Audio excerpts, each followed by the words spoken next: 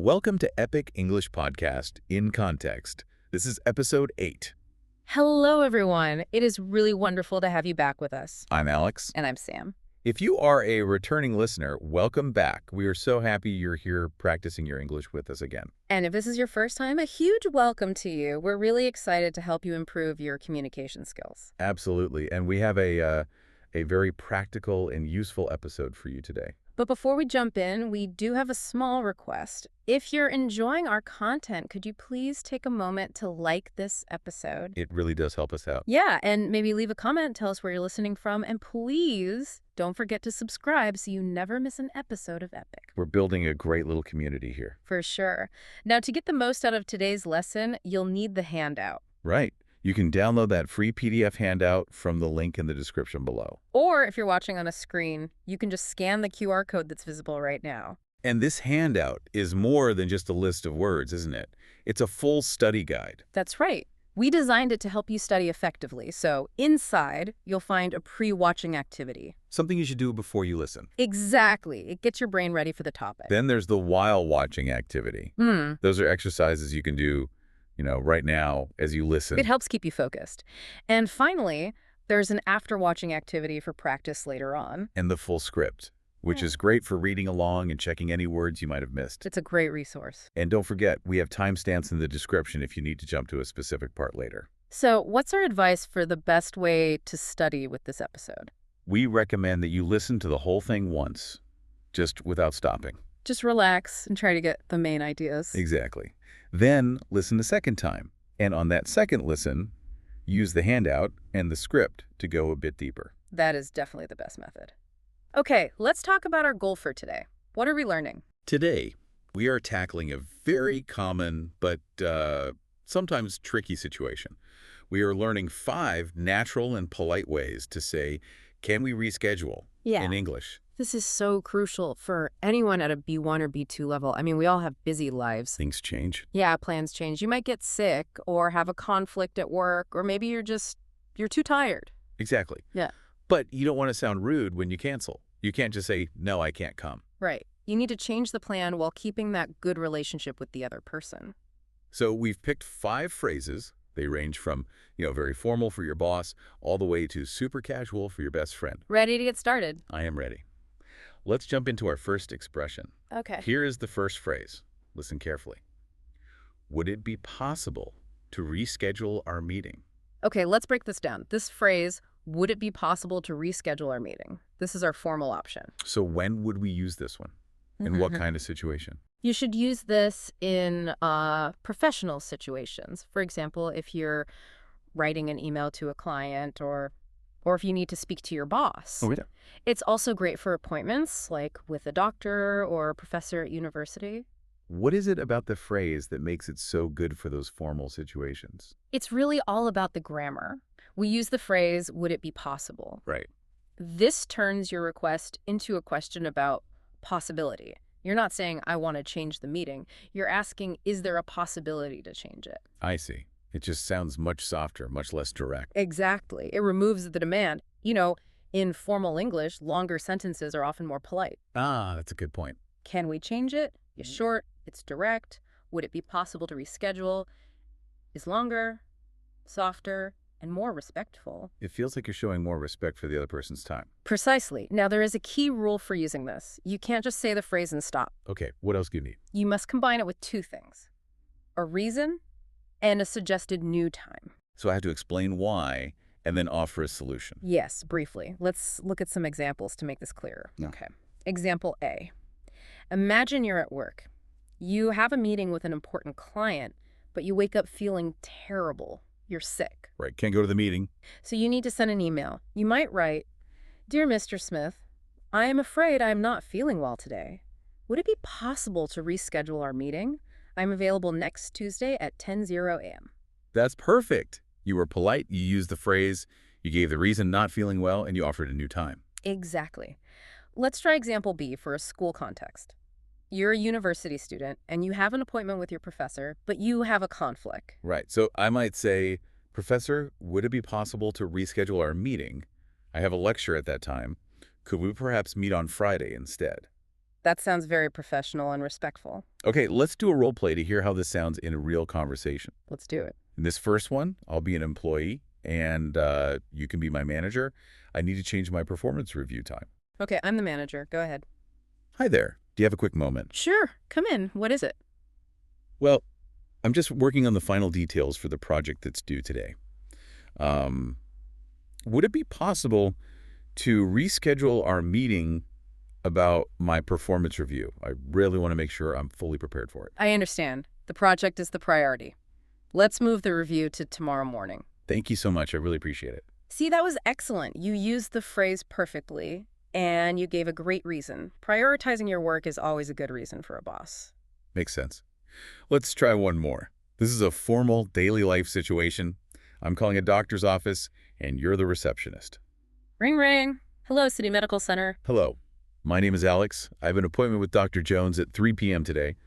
Unfortunately, my car is broken down. Would it be possible to reschedule my appointment for later in the week? Oh, I'm very sorry to hear about your car. Let me just check the schedule. Yes, we have an opening on Thursday. That'd be great. Thank you. Nice. It was very polite and very clear. So what's a common mistake that learners make here? I think the biggest mistake is being too direct in these formal situations. A learner might just say, I want to change the meeting, or I can't come today. Ooh, yeah. That could sound a bit aggressive to a boss, couldn't it? It does. It sounds like a demand. It's missing that professional cushion or softness that would it be possible gives you. So the correction is always use the longer, more polite phrase. Exactly. Okay, listeners, it's time for you to practice.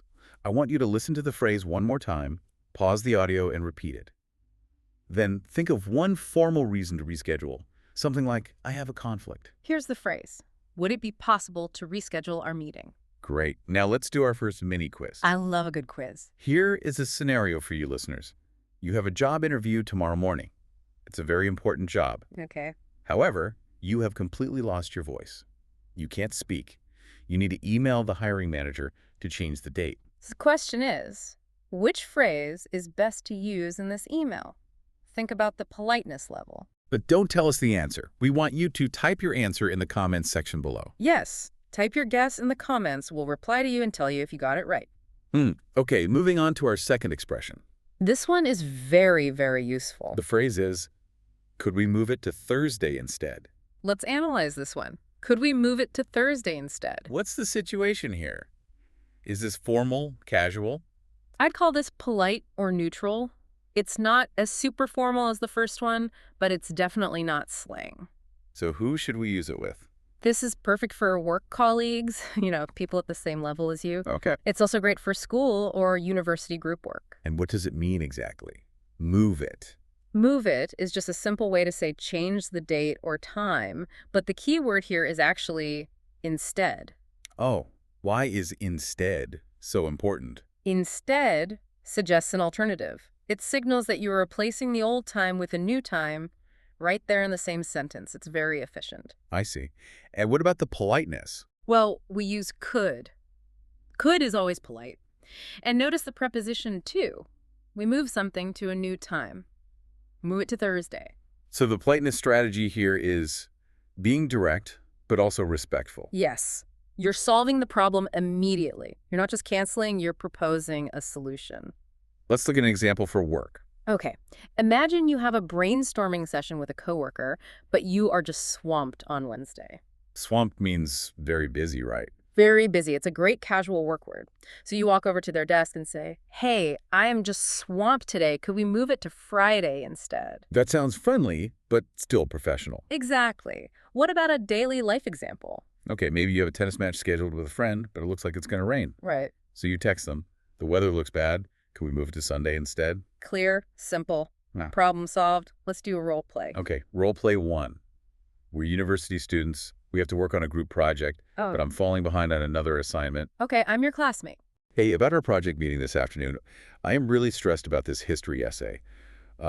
Could we move it to Thursday instead? I'll be finished with the essay by then. Thursday works for me. That actually gives me more time to read the materials, too. Oh, great. Thanks. That's a relief. See, it was collaborative. You gave a specific day, and it was easy for me to say yes. Okay, let's do role play 2. Daily life. Yeah. We're supposed to have a movie night, but I want to change the day. Okay. I know we plan to see the movie tonight, but I am just exhausted from work. Could we move it to Saturday instead? Saturday, yeah, sure. We can go to the late show. Perfect. Thanks. Very natural. So what's a common mistake with this one? The mistake is forgetting to suggest a new time.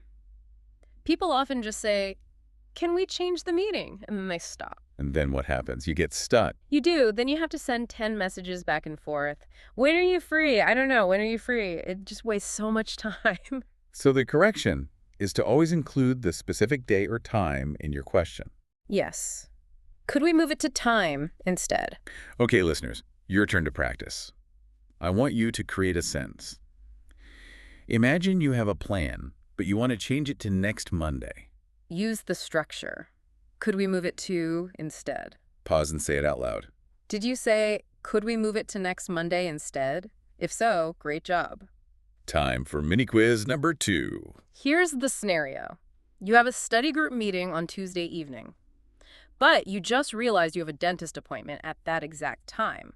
You want to meet on Friday. How do you ask your classmates? Remember, you're equal, so it's a neutral politeness level. Type your answer in the comments. We want to see if you can use this phrase correctly. We'll be looking for your answers. Now let's move to the third expression. This is one of my favorites because it's so common and makes you sound very natural. The phrase is, can we push it back by 30 minutes? Yes, this is a great one. Can we push it back by 30 minutes? What's the situation for this phrase? This is for a very specific situation, the same day change. Ah, so when you're already running late. Exactly. You don't use this to change a meeting to next week. This is for small delays, 15 minutes, 30 minutes, maybe an hour at most. Let's talk about the vocabulary. Push back. What does that mean? Push back is a phrasal verb. It means to make an event happen later than planned. I like to think of it like a timeline. That's a great way to visualize it. Imagine a timeline. The past is on the left, the future is on the right. If your meeting is at 2 p.m. and you push it back, you're pushing it further away from you, to the right, to 2:30 p.m. Push it away, make it later. That's a great image. Exactly. Is it polite? It's polite and very practical. It shows you know about the original plan. You're not canceling, you're just asking for a small adjustment. Let's see an example in a work context. Okay. You're on a phone call with a client, and the call is taking longer than you expected. You have another meeting starting in 5 minutes. You can't just hang up on your client. Right, so I'd message my colleague for the next meeting. Exactly. You send a quick text. Running late on a call, can we push it back by 15 minutes? That is extremely common in business. Happens all the time. All the time. Okay, a daily life example. Sure. You're driving to meet a friend for dinner. The traffic is terrible. You're not going to be on time. Right. I would call them and say, traffic is a nightmare. Can we push our dinner back by about 30 minutes? Perfect. Let's role play. Role play 1, work context. I'm texting you, my colleague. We have a meeting in 10 minutes. Okay. Beep, beep. I just got a text. Hey, my previous meeting is running over. Can we push our start time back by 20 minutes? No problem. See you in 20. It's so quick and easy. Yeah, and it shows you respect my time, so I'm not just sitting there waiting for you wondering where you are. Okay, role play 2. Friends, I'm driving to meet you for coffee, but I'm late. Ring, ring. Hey, I'm so sorry. I'm still stuck at the office. I haven't even left yet. Can we push it back by an hour? Or is that too late for you? An hour's fine.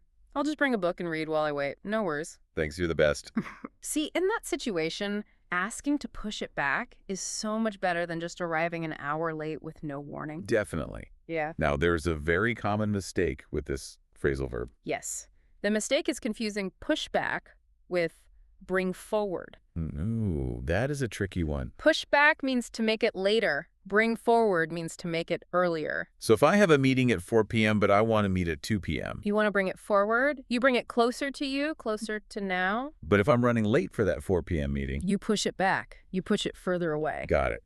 Push away for later. Bring forward for earlier. You got it. Okay, listener practice time. Imagine you are stuck in traffic. You're going to be late for lunch, and you need 15 extra minutes. Yeah. Ask your friend to delay. Use the phrase, can we push it back by... Pause and speak now. Did you say, can we push it back by 15 minutes? Excellent. Ready for mini quiz number 3. Let's do it. Scenario. You are at work. Your 2 p.m. meeting is running late. You have another important call at 3 p.m. with a client. You need about 15 more minutes to finish your first meeting. What do you say to the client who is waiting for you at 3 p.m.? This is a good one. Think about that phrasal verb we just learned. And put your answer in the comments. Okay, let's move to section 4. This is for when life gets a little bit messy. The phrase is, something came up. Can we do it another time? Let's say that again. Something came up. Can we do it another time? What's the situation here? This is casual, definitely best for friends and daily life. And what does that first part mean? Something came up. It's a very useful and very vague excuse. It basically means I have a problem or a new situation has happened. Right. But, and this is the key part, you don't want to explain the details. Why wouldn't I want to explain? Well, maybe it's personal, maybe it's a little embarrassing, or maybe it's just really boring and you don't want to get into it. So, saying something came up is a polite way of saying, it's none of your business, but I have to cancel. Essentially, yes. It protects your privacy. It signals to the other person, I can't make it, but please don't ask me why. And what about the second part? Can we do it another time? That part is so important. It keeps the door open. You're canceling, which can feel a little rude, but by adding that, you show that you still want to see them. You value the relationship. Right. Let's see an example. Okay, daily life. You promise to go to the gym with a friend, but honestly, you are just incredibly tired and you don't want to go. You don't want to say, I'm feeling lazy. So I text them, hey, something came up. Can we do it another time? Exactly. You avoid the awkward conversation. What about another one? Social situation. You forgot that you have an important package delivery coming. You have to be home to sign for it. You can't leave the house. Well, I don't want to explain all of that. So you just say, something came up. Can we do it another time? It works perfectly. Let's role play. Role play 1. We're friends, and we were supposed to go shopping today. Okay. Ring, ring.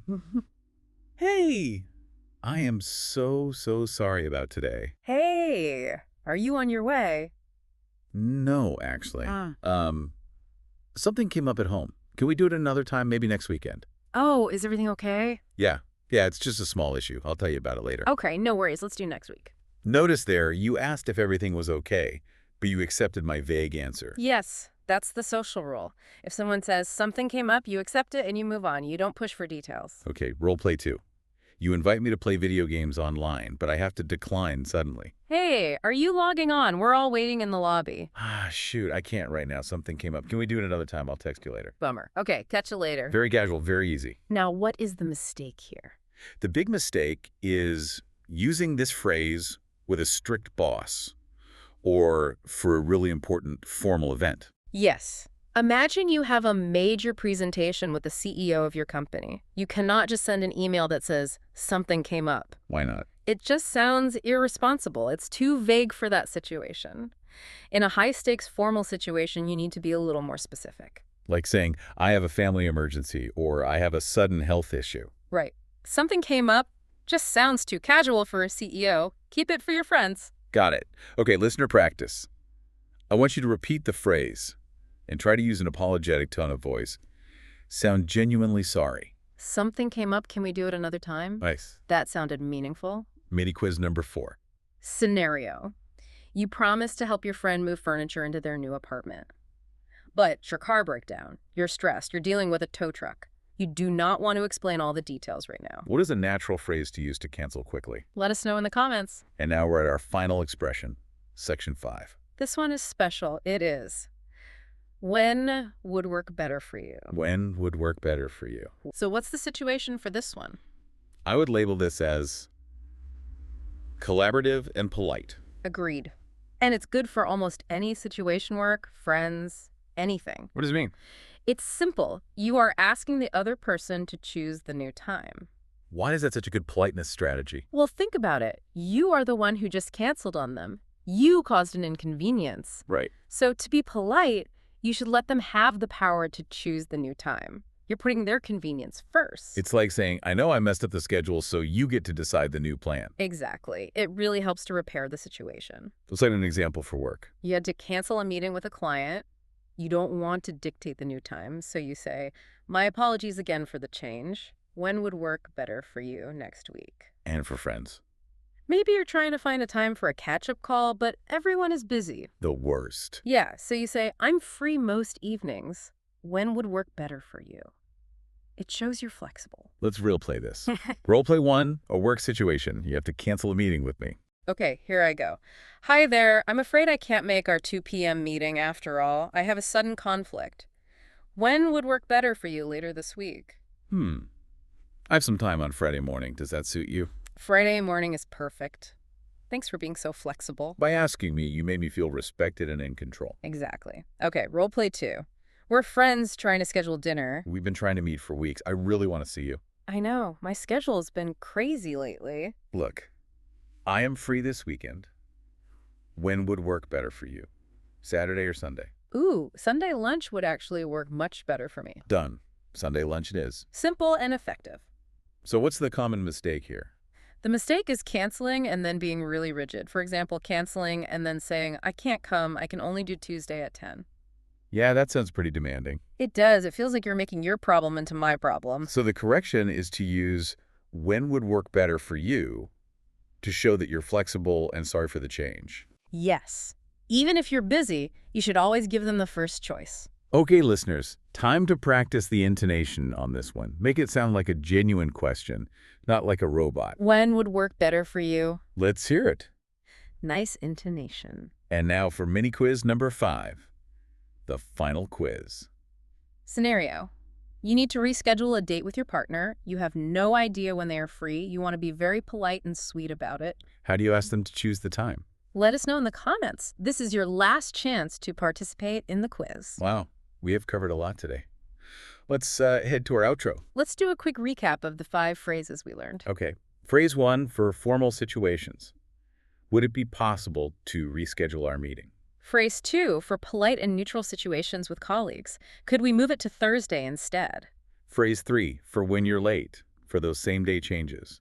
Can we push it back by 30 minutes? Phrase 4 for casual situations when you need a vague excuse.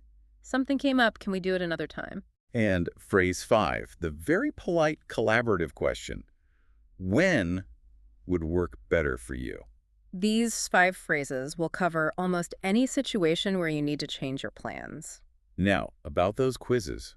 You might have noticed we did not give the answers in the episode today. That's right. We want you to be active learners. So please go down to the comments section, type quiz 1, quiz 2, and so on with your answers. And we will be in there reading them and replying with the correct answers and feedback. We're really looking forward to seeing your sentences. And one final reminder, if this was a bit difficult or you just want to study more, please download the handout. The link is in the description or on the QR code. Yeah, download it, read the script, and listen to this episode again. Repetition is absolutely the key to fluency. Thank you so much for joining us for episode 8 of Epic. It has been a real pleasure. We hope you feel more confident about rescheduling now. Join us next time for another look at English in context. Goodbye, everyone. See you later.